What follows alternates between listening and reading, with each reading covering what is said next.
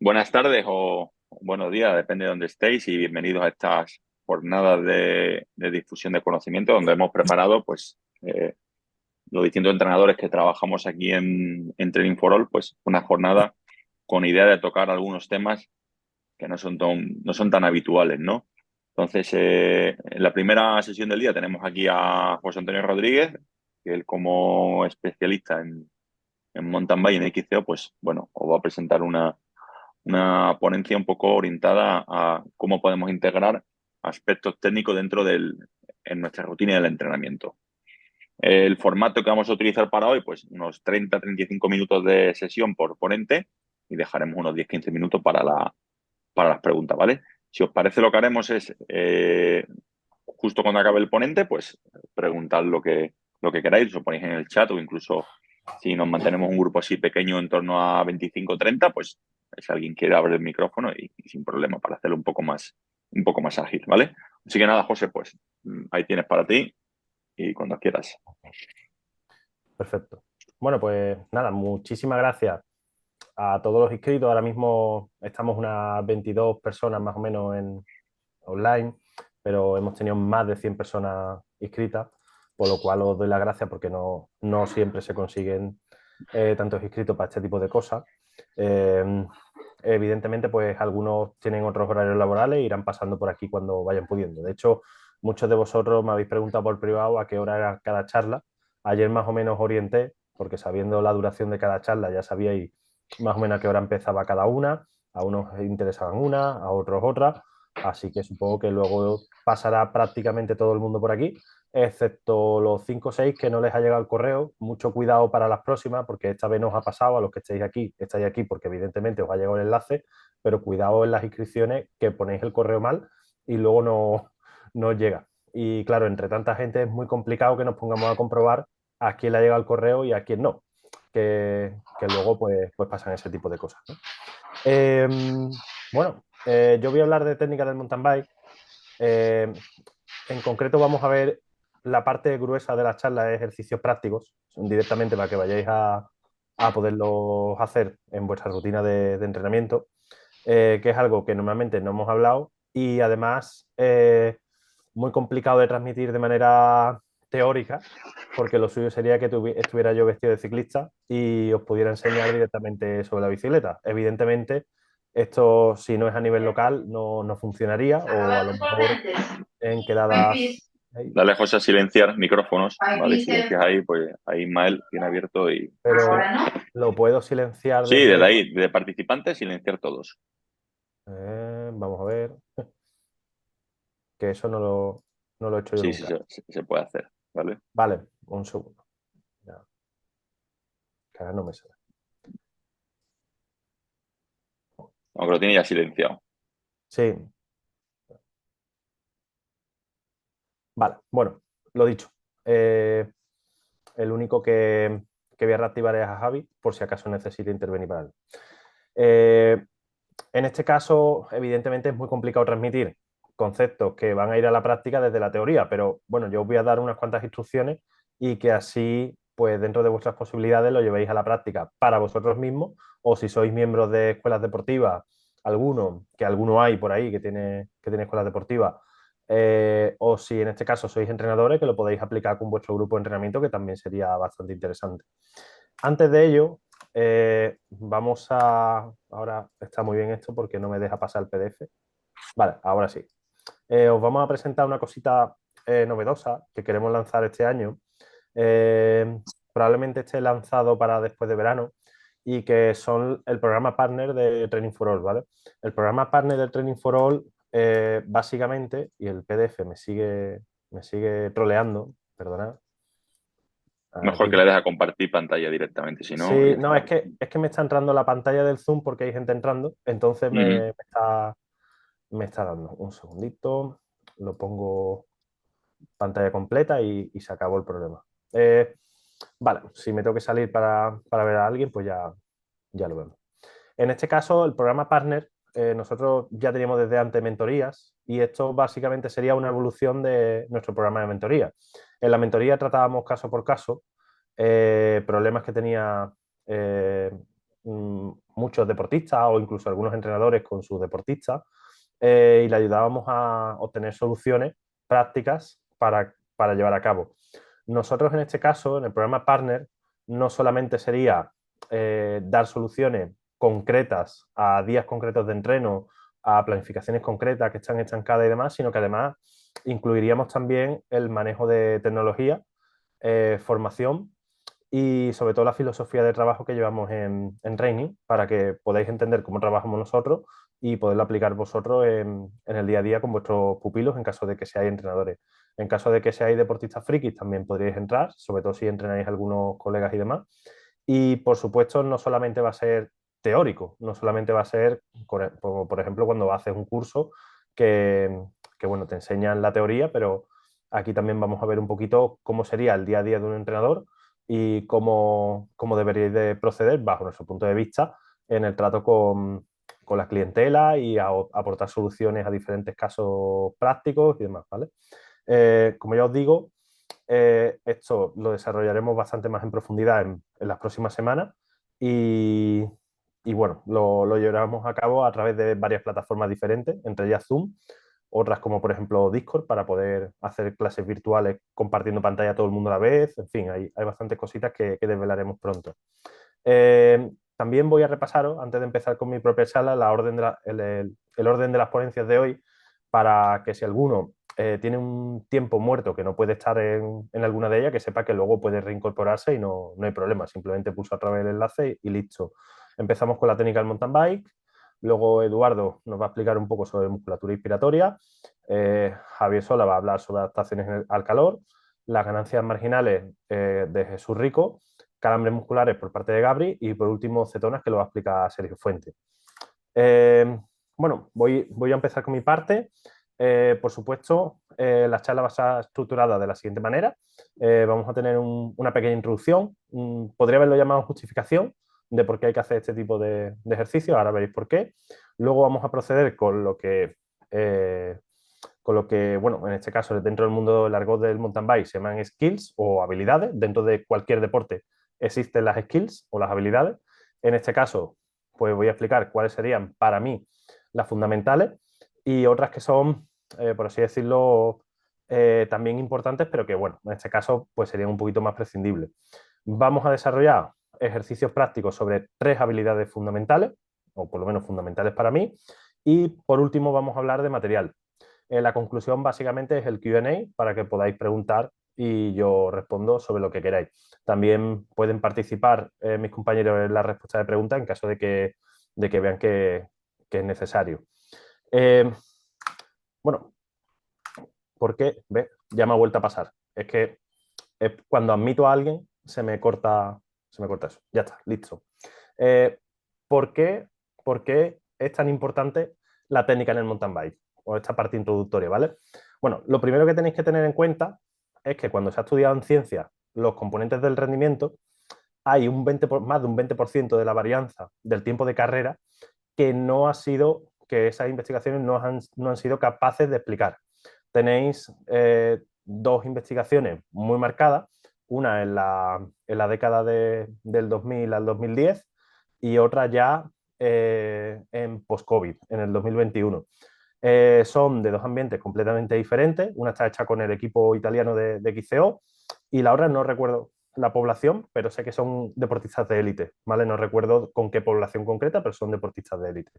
Ambas investigaciones son de gente de renombre dentro de la investigación del mundo del rendimiento deportivo y en este caso pues utilizaron simplemente componentes fisiológicos fundamentales, como puede ser el consumo de oxígeno, umbrales de lactato, umbral de potencia funcional o FTP, y PAM, Pimax, etcétera, todos componentes de la curva de potencia o fisiológico, para intentar pues, fundamentar el tiempo total de carrera de un XCO. No lo consiguieron. Eh, podían, podían correlacionar eh, estas variables fisiológicas hasta cierto punto con el tiempo de carrera, pero no completamente. Y en este caso, pues aquí es donde entra en juego la técnica y los componentes de la técnica, que en este caso sería tener ciertas habilidades o skills y la toma de decisiones, que es la que os pongo aquí, de la cual hoy prácticamente no voy a hablar, me voy a centrar simplemente en las habilidades de forma analítica y luego cómo integrarlas en ejercicios para ejecutarlos en el día a día, ¿vale? Eh, en este caso, la persona que nos habla de este gap que deja básicamente la parte fisiológica es la tesis de Andrew Novak. El que la quiera, que me la pida por privado, la tengo descargada y podrá ver un poquito cómo Novak propone este enfoque y cómo incluso hay investigaciones posteriores a la tesis de Novak que, bueno, vienen a hablarnos otra vez de lo mismo y no consiguen dar explicación sin el componente de toma de decisiones a la varianza del tiempo de carrera. Por supuesto, también vamos a hablar de material, porque el material condiciona la experiencia y como la percepción es una parte muy importante de la técnica, evidentemente la elección del material va a cambiar muchísimo nuestra percepción montando sobre la bicicleta y va a modificar muchísimo nuestra técnica. Es muy, muy importante el material que usemos.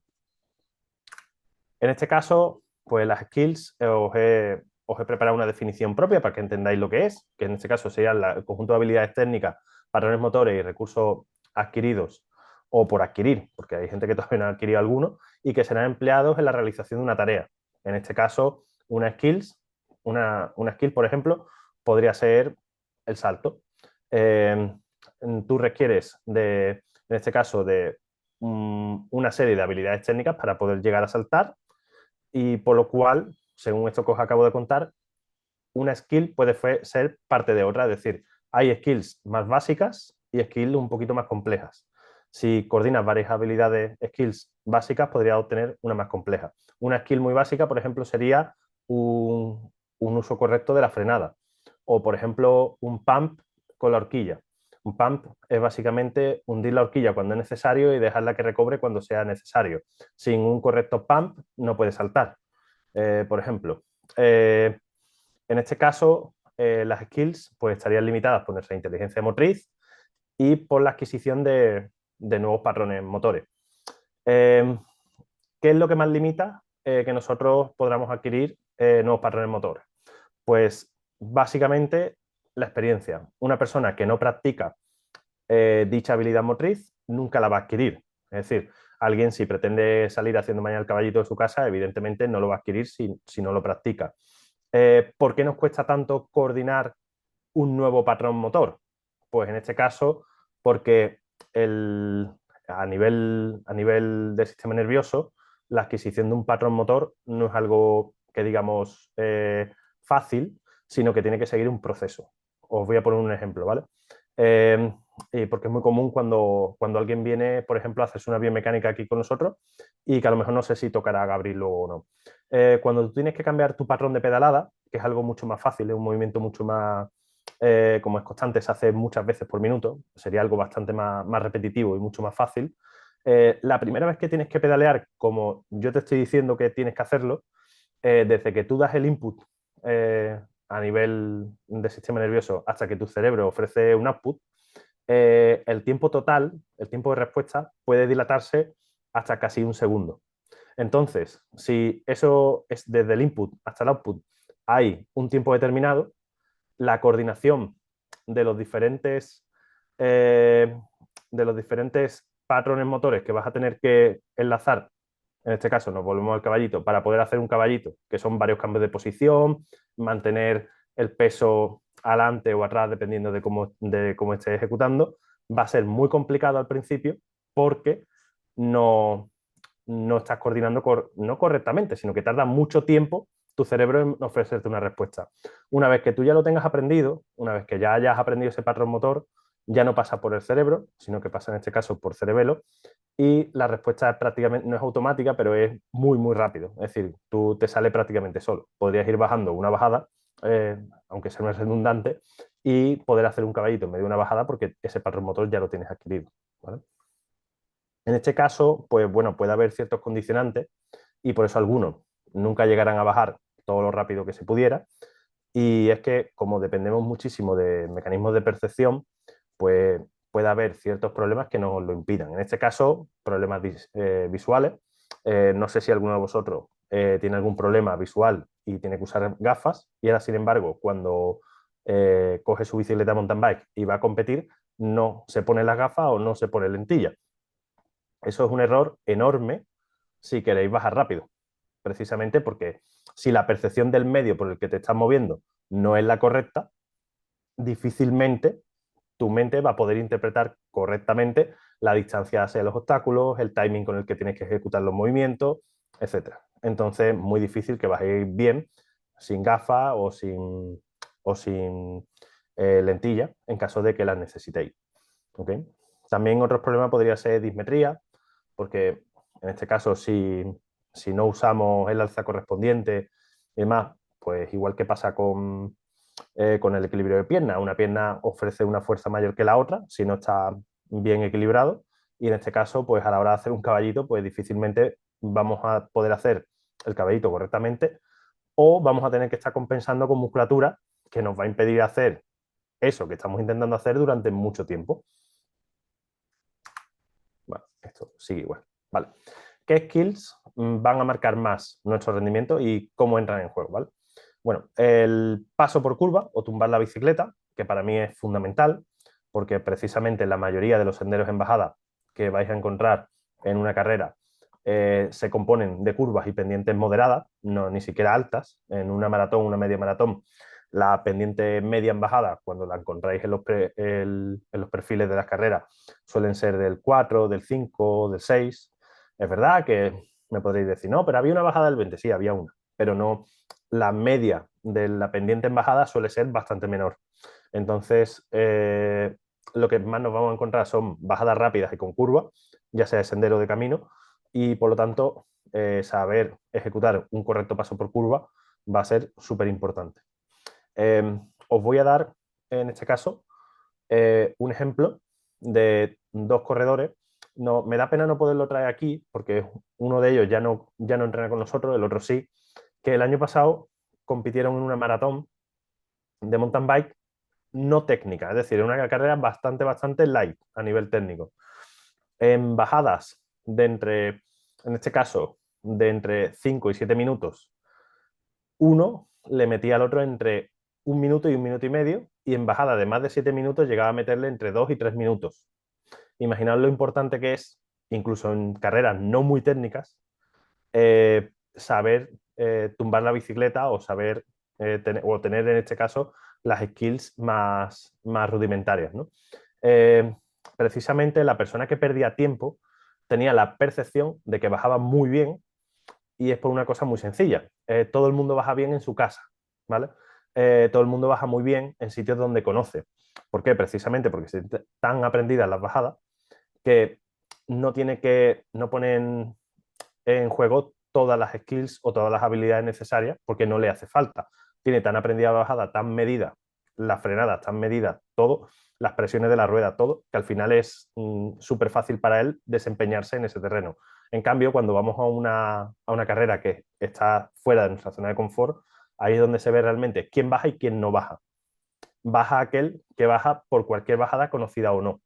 Y en este caso, pues bueno, puede haber diferencias incluso de minutos, ¿vale? Para que veáis lo importante que es. Otra skill fundamental podría ser el drop, que en este caso el drop sería un escalón. Eh, Está lleno, en este caso, los XCO de escalones. También hay mucho escalón en maratones. Eh, no así tanto como los saltos. Los saltos están más reservados en este caso para rally y pruebas de corta duración. Otras skills podrían ser caballito, caballito invertido, el pan de la horquilla, que es algo súper fundamental, un manual, un bunny hop, un derrape, y otros, como por ejemplo el uso de la frenada, que para mí es fundamental. En este caso, uso la frenada delantera, ¿vale? Porque en la otra sería el derrape. Ejercicios prácticos, en este caso, para el paso por curva a tumbar la bicicleta. Pues bueno, lo primero que tenéis que tener en cuenta es la posición del cuerpo.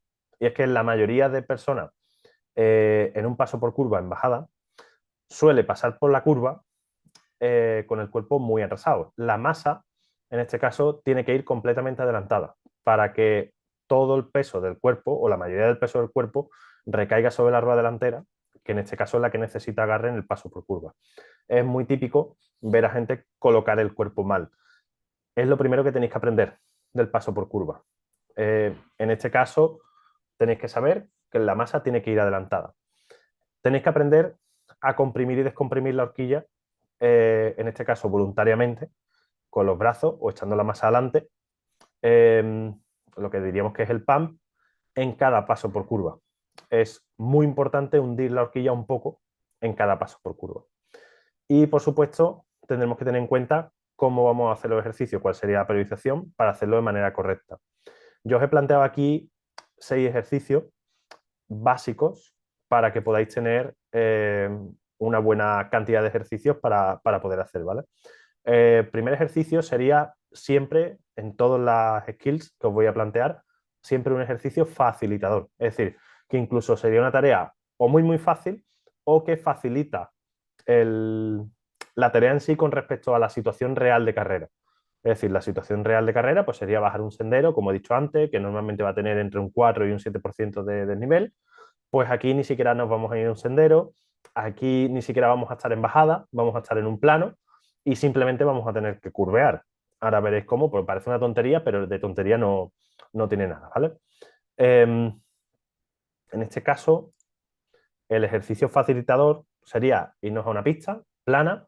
He puesto un campo de fútbol porque era lo que me dejaba Canva poner, pero podría ser, por ejemplo, un parking de coches que sea de asfalto, que no sea de estos que brillan. No se vayáis a un parking abandonado de los que hay en los centros comerciales porque como esté un poco mojado, eso no es un ejercicio facilitador, sería todo lo contrario, sería un ejercicio completamente complicado.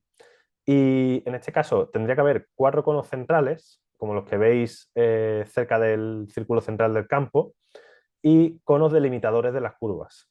Los conos centrales entre sí tienen que estar lo suficientemente lejos como para que podáis acelerar la bicicleta al máximo entre un cono y otro, ¿vale?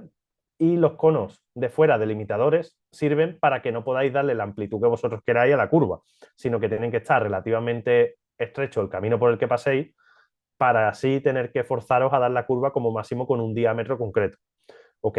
Y obligaros a que tengáis que tumbar.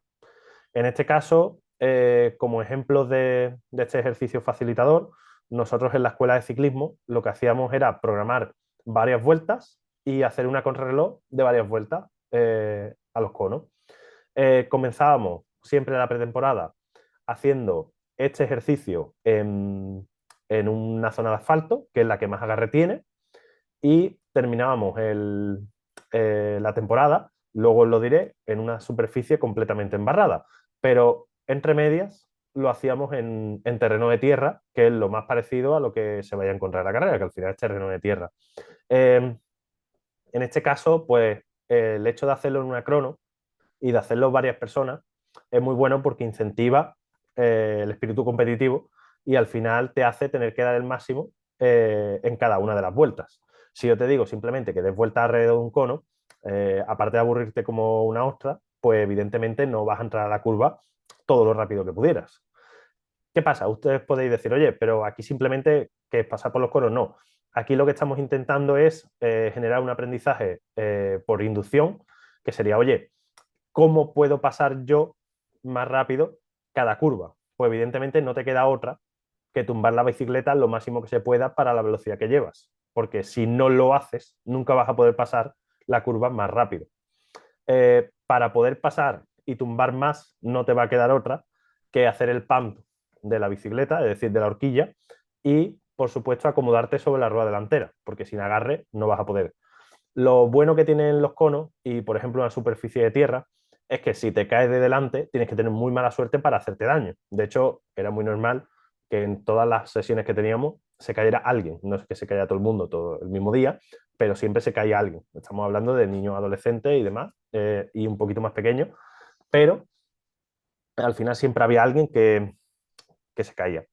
¿Qué pasa? Que si sois un poquito precavido, a lo mejor con una escodera, ya no llegáis, ya aunque se caigáis, no va a pasar absolutamente nada. No es normal que te caigas, ya te digo que se cae alguien de vez en cuando, pero creo que es un ejercicio que para saber dónde está tu límite y hasta dónde puedes tumbar va muy bien, y para ayudarte a ganar confianza tumbando va muy, muy bien, ¿vale? Porque si intentas simplemente irte a la trialera de turno a hacer curvas, probablemente pases igual de rápido que siempre porque no tienes progreso. Precisamente porque no sabes hasta dónde puedes tumbar, precisamente porque no sabes cómo tienes que colocar el cuerpo y te da miedo, te vienes atrás, ¿vale? Cuando ganes experiencia tomando curvas con el cuerpo adelante y acomodando los frenos, eso luego lo vas a transferir directamente a ejercicios más complejos, ¿vale? Que de eso se trata la tarea. En este caso, pues, como he dicho antes, ejercicio en terreno similar. Nos íbamos a una explanada de este tipo, se colocaban los conos y, bueno, pues en este caso se daban las vueltas a los conos en este tipo de terreno. En este caso, ejercicio facilitador con oposición. Este me parece todavía más interesante porque obliga muchísimo más. En este caso, introducíamos competiciones con, con varios, con varios ciclistas, donde tenían no solamente que ir lo más rápido posible, sino que además era directamente una carrera. Tenían que dar a lo mejor 5 o 6 vueltas y el que llegara a meta antes, pues ese ganaba. O sea, podéis imaginar que para poder pasar por un ángulo más cerrado, es decir, por el interior de la curva, y adelantar a alguien, no te queda otra que tumbar más. Por lo cual lo que estábamos induciendo era a que la persona aprendiera a tumbar por las bravas, ¿vale? Es decir, o tumbas o no entras. Y básicamente se desarrollaban las carreras bastante bien y además se aprendía muchísimo porque la gente aprendía hasta dónde llegaba el límite. De hecho, muchas veces se caían de 2 en 2, de 3 en 3, porque se iba el primero y se llevaba a los otros como si fueran unos bolos. ¿Qué pasa? No pasaba absolutamente nada o no había mucho peligro en las caídas porque eran caídas prácticamente resbalando y la bicicleta se frena muy rápido. No es como bajar una rialera con árboles, que como se te vaya adelante o se te vaya atrás, pues te puede ir contra un árbol o tal. Es decir, estabas incluso limitando el peligro de la propia bajada y eso hacía que ganaras confianza y que cada vez bajaras más rápido. Cuando luego te vas a la trialera, cuando vas tú solo, porque normalmente entrenando vas tú solo, incluso en carrera a veces vas con gente, pero nadie te va disputando la posición en bajada, es muy raro que alguien te vaya disputando la posición en bajada, te vas a atrever a pasar más rápido esa curva porque tienes la experiencia de hasta dónde eres capaz de tumbar, de hasta dónde te agarra la cubierta, etcétera, ¿vale? En este caso, pues hacíamos lo mismo, evidentemente con oposición en en terreno similar. Y otro tipo de ejercicio que también hemos hecho era básicamente aumentar la complejidad de la tarea. Os he señalado un campo enfangado y os he señalado los conos, pero en este caso, en vez de con conos, lo hacíamos en una zona de césped donde había muchísimo barro cuando llovía y lo hacíamos entre árboles, simulando un poquito carreras de ciclocross, pero con la mountain bike. ¿Qué pasa? Que no tenía apenas rectas, casi todo era curva y tenían que aprender a colocar la bicicleta de otra manera, tanto para entrar como para salir de la curva. Nosotros, que somos una empresa que prodiga que no se talone cuando se hace la biomecánica, eh, rompiendo un poquito con los esquemas, en este tipo de ejercicios sí que, por ejemplo, animaba a los chavales a que talonaran para que la rueda cogiera tracción al salir de la curva, simplemente por eso. Entonces, en este caso, el aumento de la complejidad podría venir, por ejemplo, de los condicionantes del terreno.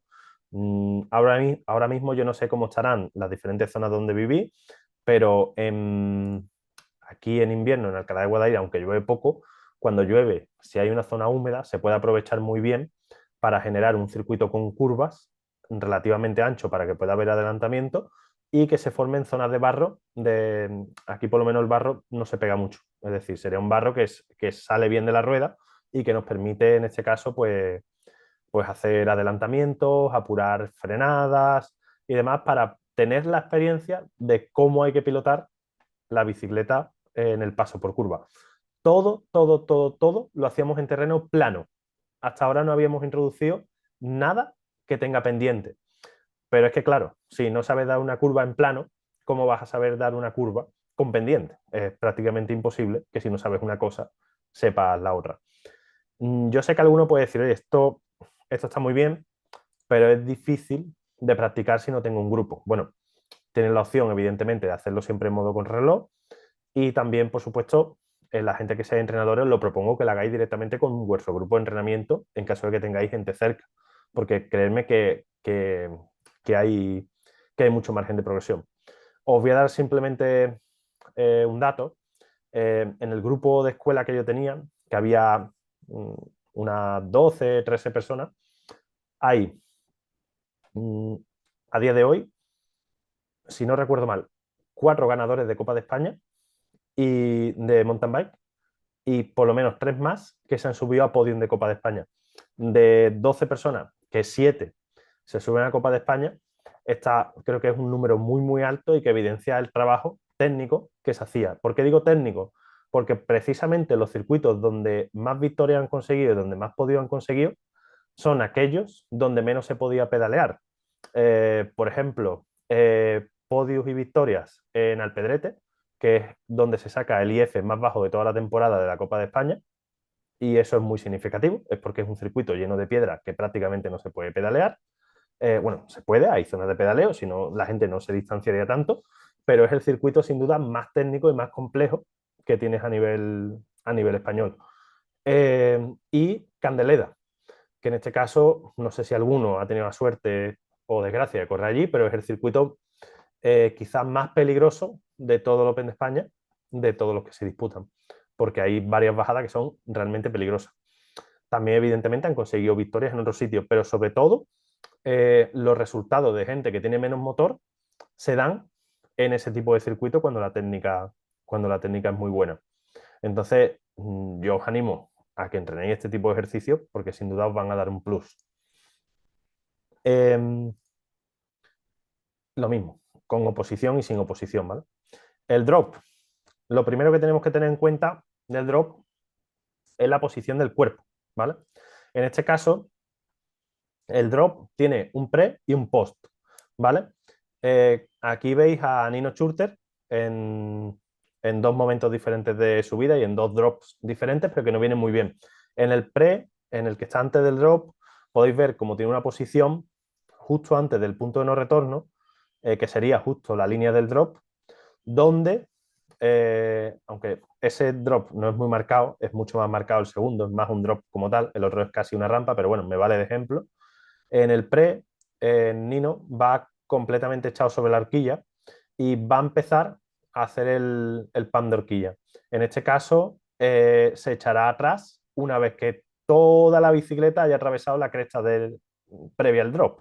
En este caso, ya os digo que eso no es exactamente un drop, es más una rampa, pero no he encontrado una foto mejor que esa, entonces os he decidido poner esa, ¿vale? En el segundo, que sería prácticamente la fase intermedia del drop, justo cuando está cayendo en la parte baja, podéis ver cómo él está completamente por detrás y con la horquilla completamente hundida.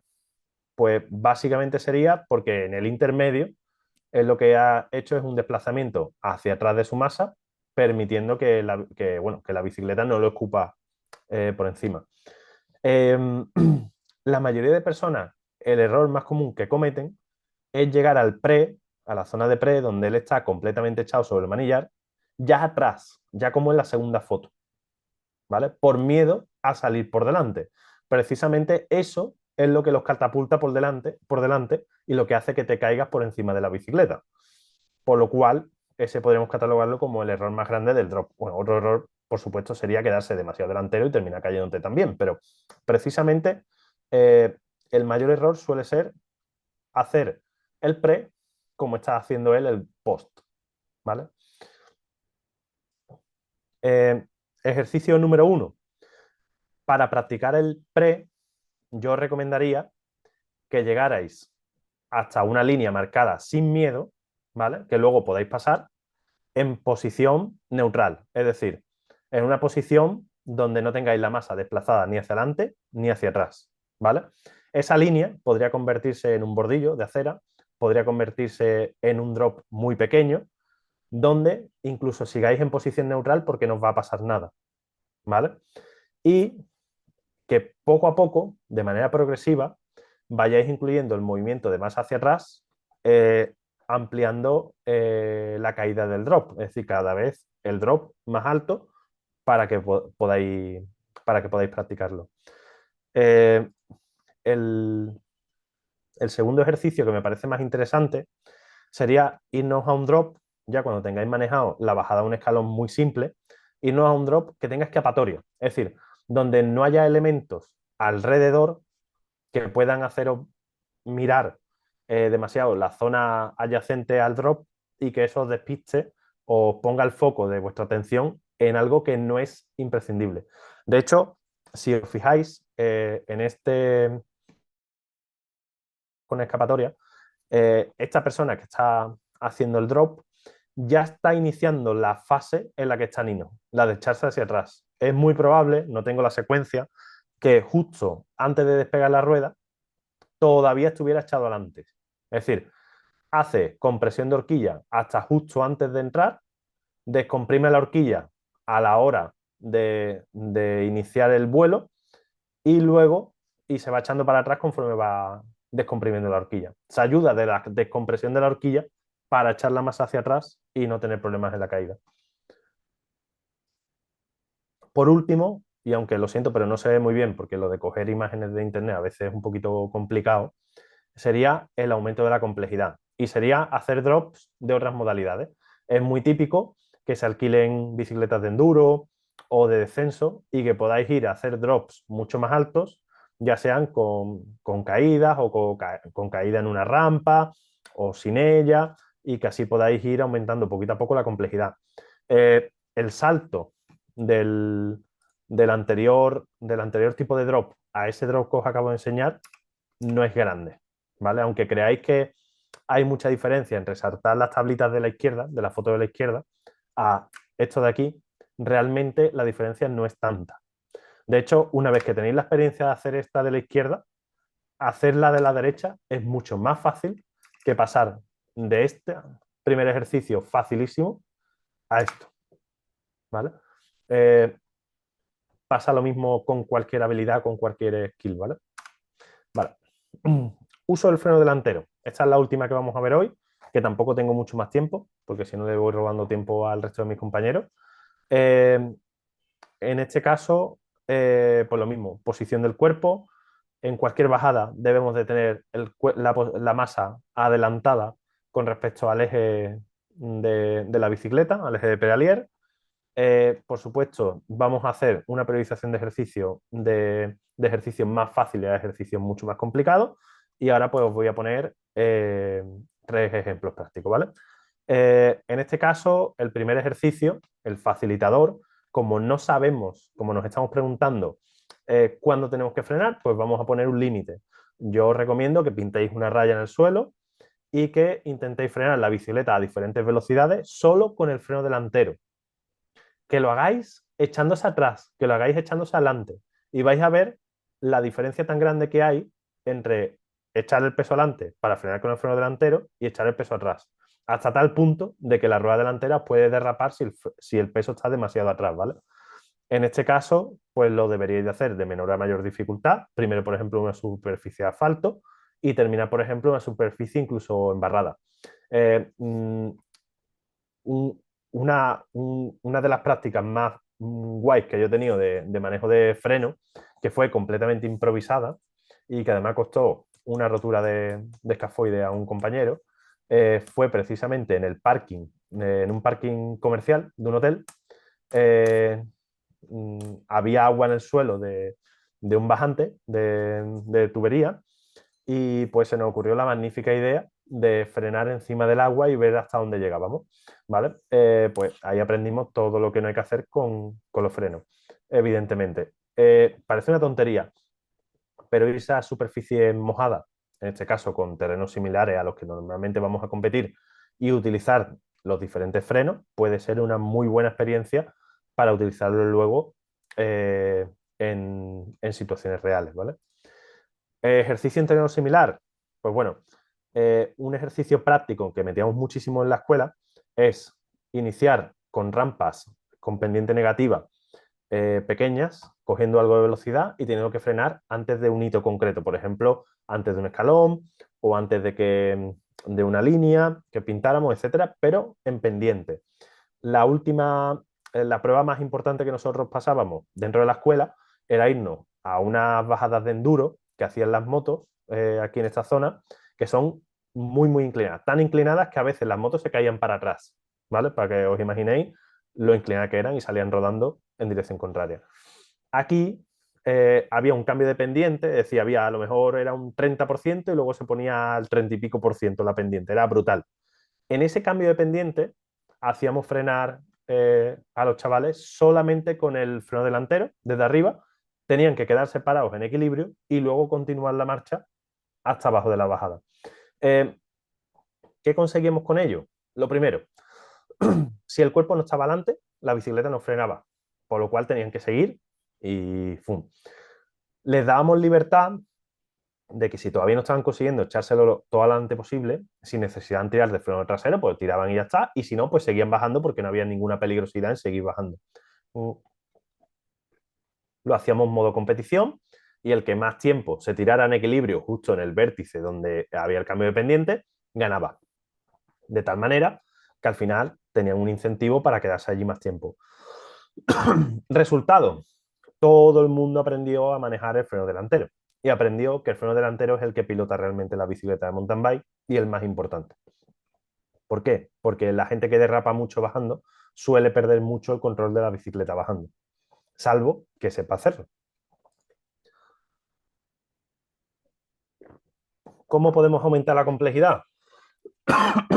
Pues básicamente aquí el ejercicio que hacíamos era ejercicios competitivos en circuitos de corta duración, pero completamente técnico, es decir, con su subida, con su bajada, tal, solo con el freno delantero. Bloqueábamos el trasero y solamente podían competir con el freno delantero. No les quedaba más remedio que hacer el circuito completo con freno delantero. Vamos con la última parte y paso a preguntas y respuestas, ¿vale? En este caso, he querido incluir un poquito de material porque yo sé que hay mucha gente que tiene dudas de qué es realmente relevante y qué no es relevante a la hora de elegir las piezas más importantes de su bicicleta. En este caso, he traído bicicleta doble o rígida, horquillas, tijas telescópicas, cubiertas y freno. Perdonadme, pero la alergia me está matando. En este caso, pues entre bicicletas doble y rígida, os puedo decir que en ciencia prácticamente no hay nada escrito y que hay una evidencia, en este caso podríamos decir clínica, ¿no? O práctica, de que sí que las dobles mejoran algo el rendimiento en bajada. A la vista está de que en modalidades mucho más radicales, como por ejemplo el descenso, se usa una doble y no se usa una rígida. Y se hace así precisamente porque el recorrido de la horquilla trasera, de la suspensión trasera, te da un plus y el recorrido de la horquilla delantera también te da un plus bajando. En este caso, creo que es más pertinente, más que doble o rígida, que evidentemente va a depender muchísimo del tipo de terreno que vayamos a recorrer. Si un maratón, por ejemplo, es por pistas, no tiene ningún sentido utilizar una doble suspensión. Sí que es muy relevante, por ejemplo, el tema de las horquillas. ¿Por qué el tema de las horquillas? Porque todo el mundo está poniendo horquillas con offsets muy, muy grandes, alejando el eje delantero de la rueda y con recorridos de 120 y barras de 34 y 35.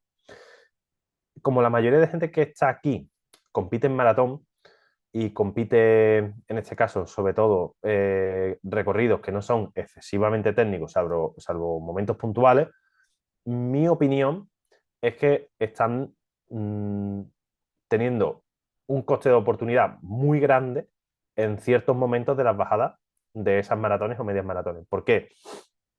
Están modificando muchísimo la geometría de la bicicleta con, con el desplazamiento de la rueda delantera. Os llevo toda la charla diciendo que aquí lo principal o lo importante es echar peso en la rueda delantera. Y ahora resulta de que me alejáis la rueda delantera lo máximo posible con las nuevas geometrías de las bicicletas y los offsets un poquito más largos. De tal manera que al final la rueda queda muy lejos y la posibilidad de meter peso sobre la rueda delantera se reduce. ¿Qué pasa con esto? Pues básicamente que que nuestro rendimiento en bajadas de pendiente moderada y con curva se ve bastante perjudicado. Mi opinión, horquillas con offsets más cortitos y bicicletas dentro del mercado, dentro de lo que haya, con ángulo más grande. En este caso, pues si tienes que elegir entre una bicicleta con un ángulo de 67 grados y una bicicleta con un ángulo de 68 grados, yo personalmente me quedaría con la bicicleta de 68 grados. ¿Okay?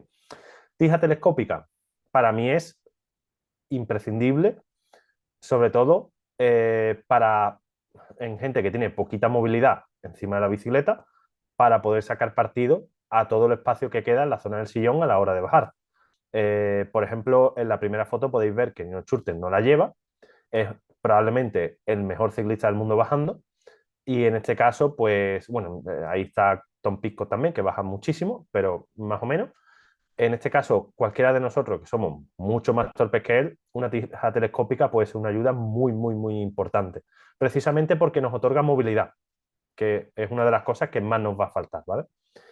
Cubiertas, pues en este caso, y bueno, va cubiertas y freno, ahora os comento. Cubiertas, aquí sí que hay algo de investigación. Precisamente el otro día vi este paper que fue de una conferencia que se dio hace poco, que nos habla sobre cómo va a ser el futuro de este tipo de materiales, cómo se va a investigar, que hasta ahora hay muy poquito. Eh, y una de las cosas que he podido averiguar es que la dureza de, de la parte externa del neumático, en este caso os he puesto Vitoria porque creo que son las peores del mercado, la dureza que tiene el lateral del neumático marca mucho cómo se deforma. Y la forma en la que se deforma, valga la redundancia, puede ser muy importante en las bajadas, a la hora de que el neumático se adapte completamente al terreno. ¿Por qué Vitoria no? Precisamente porque la carcasa lateral de Vitoria suele ser muy dura y se deforma muy mal. Entonces, si yo os pudiera dar un consejo, es que, bueno, no voy a decir directamente no uséis Vitoria, pero creo que hay cubiertas que se deforman muchísimo mejor en el mercado, como por ejemplo la propia Maxxis de toda la vida, que se deforma muchísimo mejor. Evidentemente hace falta muchísima más investigación sobre el tema. Hasta entonces nos tendremos que creer lo que nos digan las marcas, pero más allá de que tenga un taco o tenga otro, que a día de hoy están bastante bien conseguidas las cubiertas en cuanto a taco lateral, creo que es muy importante la deformación de la carcasa lateral. Si se deforma suficiente o no se deforma suficiente. ¿Por qué? Pues porque cubiertas como Vitoria, por ejemplo, podrían tener, al no deformarse bien, podrían necesitar de un pequeño exceso de presión para para que no se escape el aire con respecto a otras cubiertas. Y además, al no deformarse bien, la cubierta en sí misma no se adaptaría bien al terreno. En frenos, pues os digo que lo que he investigado sobre frenos es que las personas que frenan más fuerte y de manera puntual coincide con la gente que más baja, de tal manera que en este caso necesitaríamos un freno mucho más potente que nos haga frenar lo más rápido posible.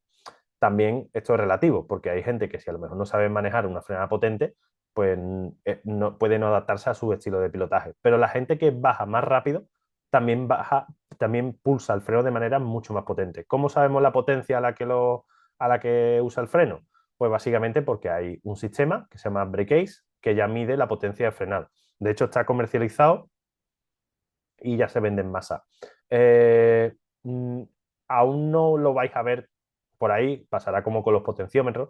En este caso no sé si triunfará como han triunfado los potenciómetros, pero en caso de que triunfe, pues se terminará vendiendo bastante, porque creo que dentro del mundo del mountain bike se puede sacar partido del análisis de datos, ¿vale?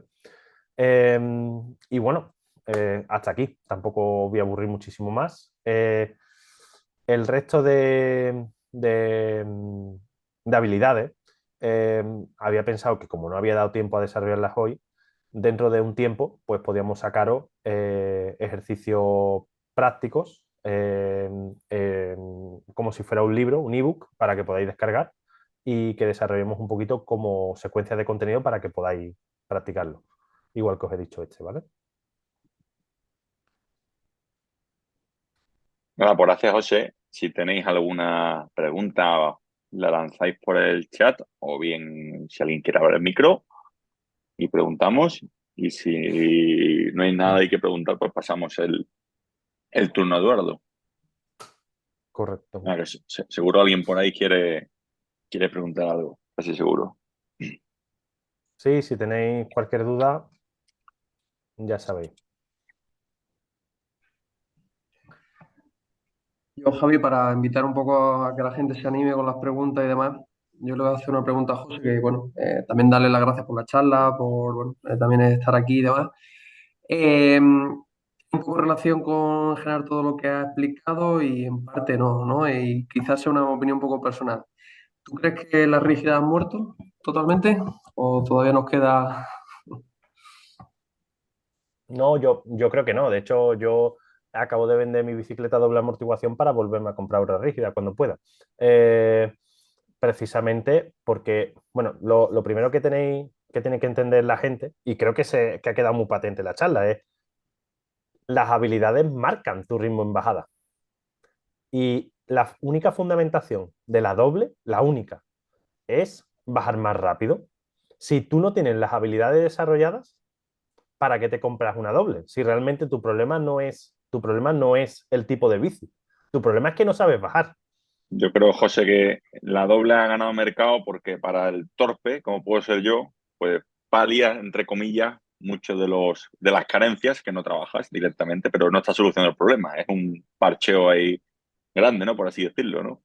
Es un parche total. O sea, es un Total, parche eso total. es. Un De parche ahí hecho, para. Ahora bajo mejor, no bajo mejor, bajo igual. La bici te facilita algo, claro. pero sigue igual de malo. De hecho, mira, Dani nos ha preguntado por aquí que cuál sería mi principal razón para decidirme por una u otra, ¿vale? Evidentemente, si eres una persona que baja muy mal y que eres relativamente torpe, una doble te puede ayudar quizá a pinchar menos, a tener menos problemas mecánicos, a ser más suave en la bajada como tal. Y eso pues puede justificar que utilices una doble en una maratón, ¿vale? También si te da algo más de seguridad, pues terminarás bajando algo más rápido, pero algo. Tampoco nos creamos que es una barbaridad, ¿vale? Eh, en este caso, mucha gente comete el error de que se compra una doble y luego coge la rígida al mes y dice, con esto yo no bajo. O sea, no. ¿Qué es lo que hemos dicho en la charla? Que aquí hay mucho de experiencia y de percepción. Si tú te desadaptas a bajar con una bicicleta, evidentemente tu percepción va a ser que estás bajando mucho más lento. Te tienes que volver a adaptar. A la doble uno se adapta más rápido porque tiene unas amortiguaciones que son relativamente facilitadoras de lo que estás haciendo.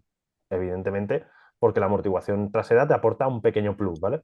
Pero de ahí a que tú, por el simple mero hecho de llevar una doble, tumbes más, no. O sea, por poner un ejemplo. Es decir, en la mayoría de los senderos vas a bajar igual de rápido con la doble que con la rígida. Probablemente haya diferencias en el paso en senderos con piedra y en senderos un poquito más sueltos porque la amortiguación trasera te proporciona tracción. O sea, y es evidente, yo no voy a negar que eso pasa. Pero si la maratón es de terreno, para contestarle a Daniel, si la maratón es de terreno asentado, es decir, que el terreno es completamente ciclable y asentado, yo no veo ningún motivo para coger una bicicleta doble versus una rígida. Si el terreno, por ejemplo, vas a un terreno pedregoso, eh, con, con piedra suelta y demás, para mí la doble es la elección correcta. Eh, Mucho más que eso, no tal. Evidentemente, si no hay nada de técnica, rígida siempre. O sea, en la tesis de Novak, por dar una punta así más técnico, no se mide el vatio kilo teniendo en cuenta solamente a la persona, se mide el vatio kilo teniendo en cuenta a la persona más la bici. Cuando tú llevas una doble, el cuadro suele pesar medio kilo más y el amortiguador a lo mejor otros 300 gramos más. Al final tienes prácticamente un kilo de más, prácticamente. Eh, ¿Cuánto cuesta limar un kilo? dependiendo del peso de la persona. A lo mejor 1 kilo en una persona de 80 kilos no es nada, pero 1 kilo en una persona de 60 kilos que encima tiene menos fuerza, sí que es mucho, ¿vale? Entonces, pues yo creo que con eso contestado. La doble es una moda, pasará y volverán las rígidas para ciertas cosas. O sea, y la gente incluso tendrá 2 bicis, una rígida y una doble, y elegirá en función de lo que le convenga. La doble es más divertida, hasta ahí seguro.